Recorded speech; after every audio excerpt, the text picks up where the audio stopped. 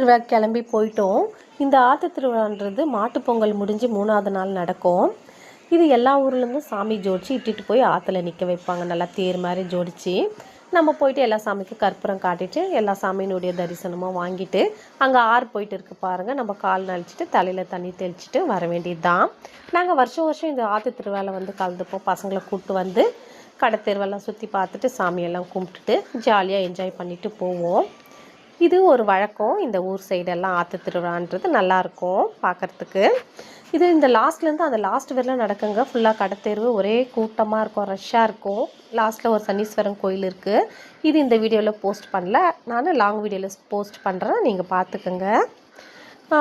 நீங்களும் இந்த மாதிரி ஆற்று திருவிழாவுக்கு போகிற அனுபவம் இருந்தாக்கா எனக்கு கமெண்ட்டில் சொல்லுங்கள். அப்புறம் வீட்டுக்கு வந்துட்டோம். வீட்டுக்கு வந்தால் எங்கள் சிண்டு பாருங்கள் என்ன பண்ணிகிட்டு இருக்கான்னு சொல்லிட்டு அந்த பொம்மையை போட்டு, சிண்டு விட அந்த பொம்மையை ஏன் அதை போட்டு அடிச்சிட்டு இருக்க சிண்டு, இவன் வந்து எப்போவுமே இந்த பொம்மையை போட்டுத்தாங்க அடிச்சிட்டே இருப்பான். இன்றைக்கி நாங்கள் விட்டுட்டு போயிட்டோம். அந்த கோவத்தில் இன்னும் கொஞ்சம் அந்த பொம்மையை போட்டு அடிச்சிட்டே இருக்கான் பாருங்கள். அப்புறம் வீட்டுக்கு வந்துட்டு நைட்டு காலிஃப்ளவர் பகாடா செஞ்சுட்டு தக்காளி சட்னி செஞ்சுட்டேன்.